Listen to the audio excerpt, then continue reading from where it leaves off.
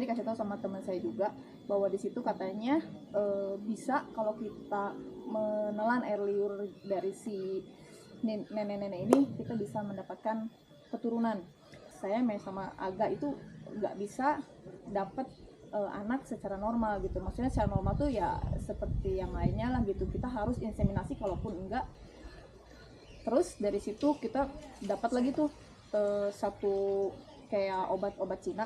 Di situ pas saya buka isinya binatang-binatang, ada binatang himi-himi, ada ya pokoknya ada kayak kelabang segala macam. Itu saya godok gitu, saya minum, saya minumin rutin gitu.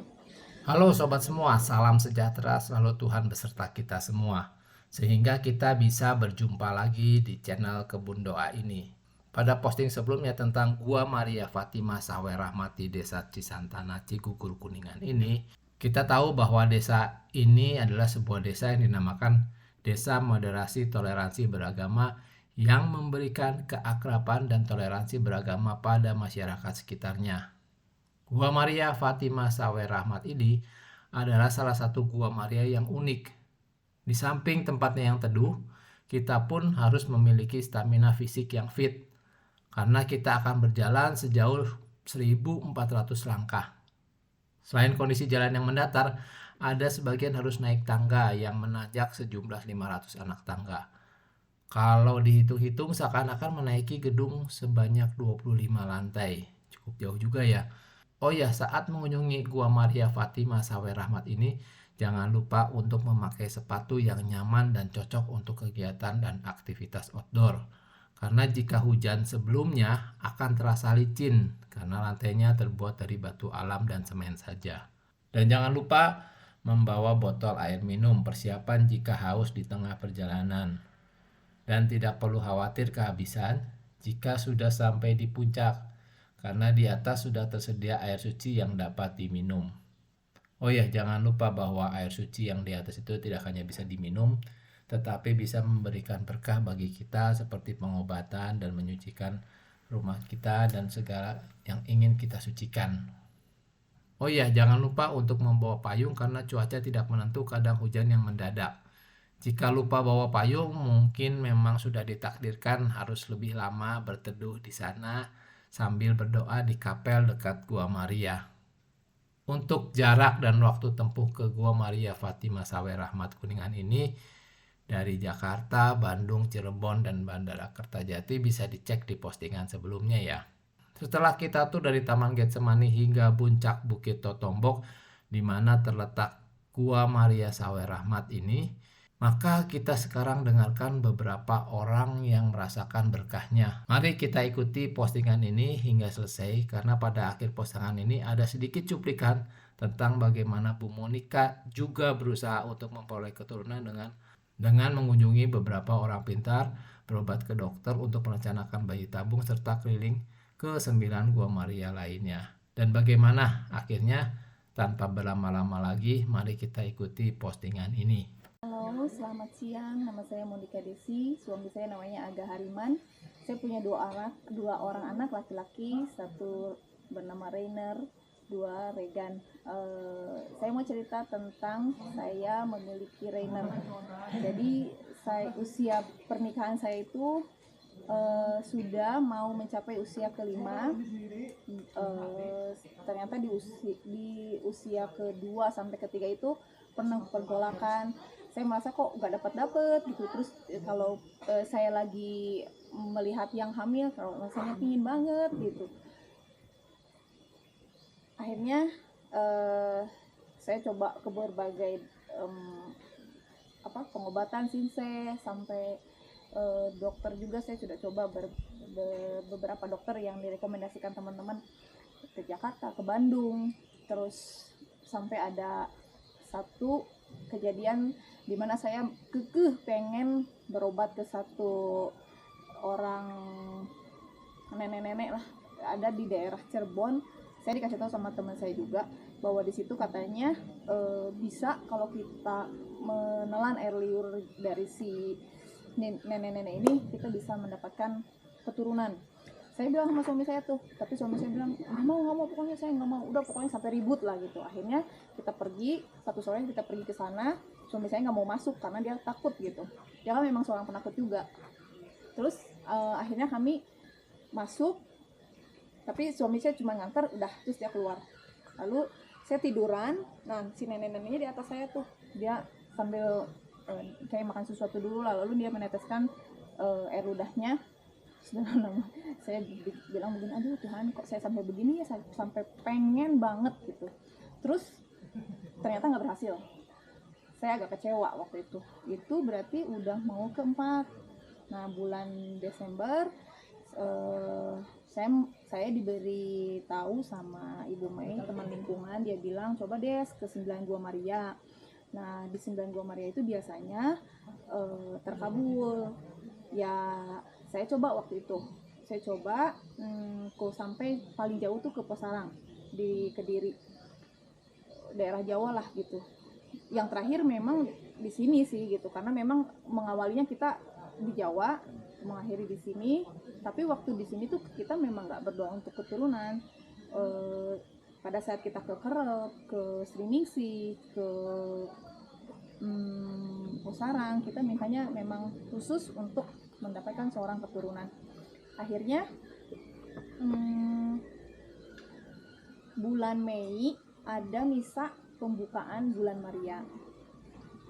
Saya coba datang tuh misa sama suami saya. Waktu itu yang pimpin Rama Abu. Saya ingat banget, dia homilinya tentang Elizabeth yang memang susah memiliki keturunan, dia mandul, terus dia juga memang udah tua. Rumah tangannya juga mereka sudah lama kan.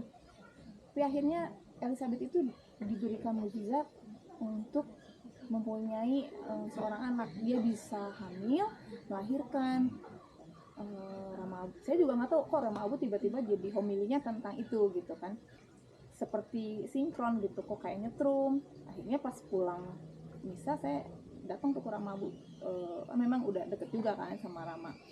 Terus saya bilang, Romo, saya juga maulah seperti Elizabeth, saya juga belum punya gitu kan, udah hampir mau 5 tahun nih Romo. Jadi saya tuh kalau setiap bulan pernah tuh kayak telat gitu, seminggu 2 minggu, happy banget, cepet-cepet dites, akhirnya negatif.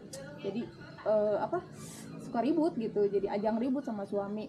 Terus jadi kayak salah menyalahkan lah gitu kan, kamu sih begini gitu.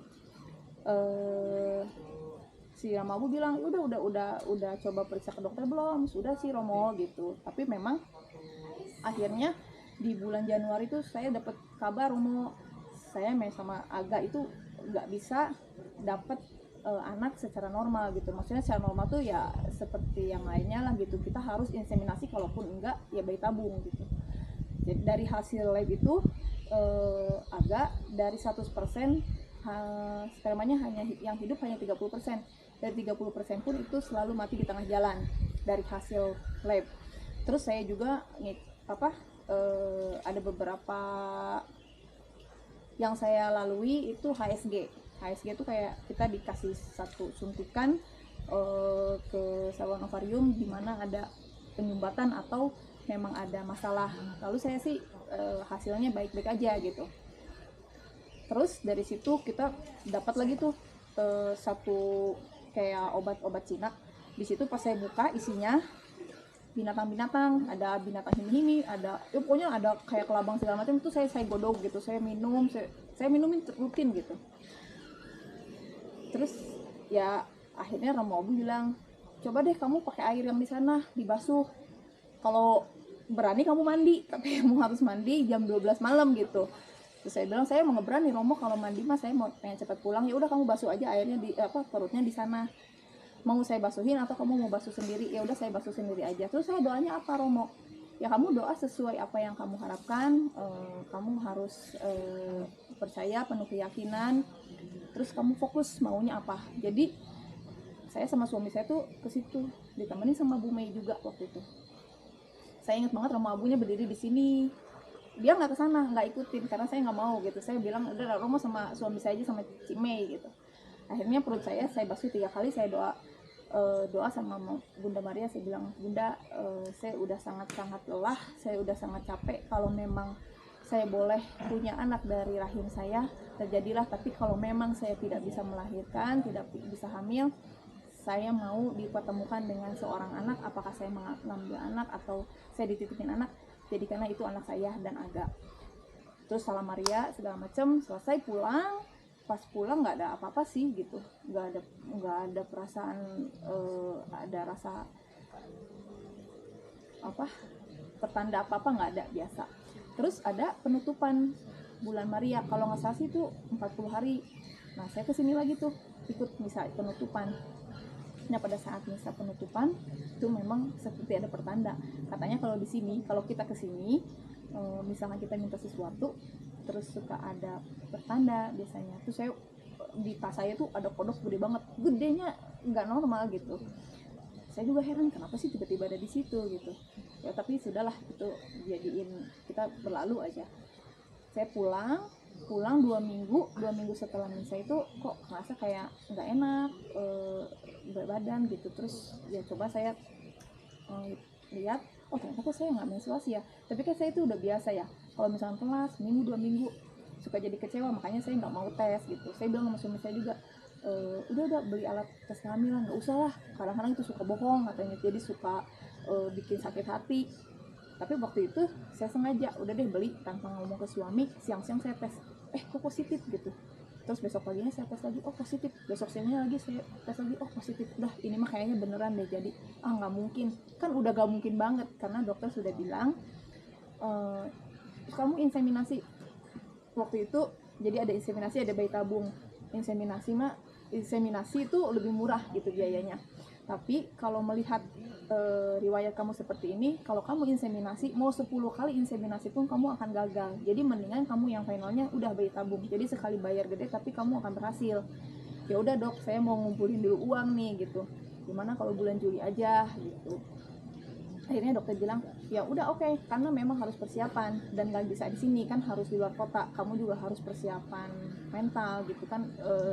Selain biaya juga banyak beberapa yang memang harus kamu lakukan bersama suami gitu kan. Ya udah akhirnya saya waktu itu udah bilang sama suami, ya udah yang terakhir ya, karena kalaupun bayi tabung memang gak berhasil ya udah gitu, kita nggak usah melakukan apa-apa lagi. Itu tuh saya nggak inget lagi sama yang namanya saya pernah ke Gua Maria doa atau apa, kan saya percayanya sama medis ya.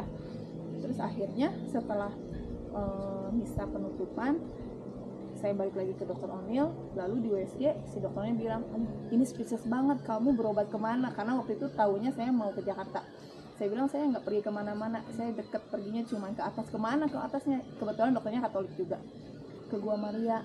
Saya bilang, dokter ya, ternyata saya jauh-jauh ke Kediri, ke Jogja, kemana, kok saya dapatnya yang deket gitu. Malah yang deket saya nggak kepikir gitu minta di sini. Ternyata di sini memang penuh berkat. Gua Maria Saleh Rahmat, banyak kejadian, banyak mukjizat yang terjadi. Saya baru ngeh ternyata setelah saya mendapatkan Rainer. Sekarang dia udah berumur 11 tahun, tumbuh sehat, puji Tuhan. Itu merupakan apa ya, berkat lah bagi saya. Satu, selain saya gak usah mengeluarkan biaya, gak usah mengeluarkan tabungan. Kedua juga ternyata yang memang gak mungkin menurut medis, menurut manusia juga gak mungkin, memang gak mungkin banget lah itu kan. Tapi ternyata bagi Tuhan, bagi Bunda Maria, itu hal sepele lah, hal mudah. Kalau memang kita mintanya juga mungkin, betul kata Ramabu, kamu mintanya harus fokus ya, serius gitu. Jadi penuh keyakinan. Jangan begitu ketika kita berdoa kita pengen punya keturunan nih, tapi ada juga yang lain-lain dulu, pengen berkah kehidupan lah, pengen apa gitu. Mungkin pada saat kemarin saya berdoa itu saya masih ya berdoanya ingin itu punya keturunan, tapi ada hal-hal lain di pikiran saya yang memang kita tuh nggak fokus mintanya. Pas di sini mungkin karena si Romo Abu juga kebetulan homilinya tentang Elizabeth, saya tuh kayak, oh iya ya, Elizabeth aja dia mandul, dia udah tua kok bisa punya anak, kan kayaknya mustahil banget gitu. Masa saya yang masih muda terus nggak percaya gitu. Ya udah akhirnya saya coba ya, air yang di sini nih benar-benar mujizat sih bagi saya ya. sampai teman-teman saya beberapa yang tahu, mereka sampai ikut nangis gitu. Dan kesaksian ini saya sering bagikan ke teman-teman saya di lingkungan, terus teman-teman saya di luar kota. Mereka juga banyak sih yang memang susah mempunyai keturunan, coba datang ke sini. Ya walaupun mungkin ketika kita minta keturunan kita nggak dapat dari rahim kita, tapi saya percaya kayak Tuhan itu mempertemukan kita dengan seorang anak. Sebetulnya Tuhan sudah mempersiapkan anak itu tuh sebetulnya untuk kita. Buat para pasangan yang memang saat ini juga belum memiliki berkat anak di dalam kehidupan rumah tangga, saya pribadi cuma ingin memberikan peneguhan, memberikan support bahwa kita itu tidak boleh putus asa dan tetap kita percaya sama Tuhan yang memberikan kita kehidupan, yang memberikan kita berkat. Tetap semangat, tetap berjuang, dan salah satunya tetap berdoa. Kita juga tetap harus percaya bahwa apa yang Tuhan kasih, apa yang Tuhan sudah berikan, ada waktunya yang terbaik buat kita, buat keluarga, buat anak-anak kita juga. Karena apa yang kita paksakan biasanya, apa yang kita paksakan itu biasanya tidak abadi gitu. Berdoalah sama Bunda atau kepada Tuhan, Tuhan berikanlah kepada saya seorang keturunan yang memang Tuhan kehendaki buat saya, bukan menurut kehendak saya. Terima kasih, saya sudah memberikan kesaksian siang ini dari Gua Maria Sawerah Mati Santana. Sampai berjumpa, dan juga semoga yang mendengarkan juga turut mendapat berkat dari Gua Maria. Tuhan Yesus memberkati. Amin. Semoga dengan channel ini kita bisa memberikan inspirasi dan penyelesaian masalah bagi kehidupan kita. Semoga dengan mengikuti kebun doa ini kita bisa mendapatkan wujud dari doa yang terkabul dalam kehidupan kita semua. Mari kita belajar dari pengalaman-pengalaman umat lainnya dalam menjalankan ibadah dan doanya sesuai dengan jalan Tuhan. Semoga dengan mengikuti channel kebun doa ini, semua doa kita bisa terwujud. Sampai jumpa di postingan berikutnya. Salam sejahtera menyertai kita selalu. Amin.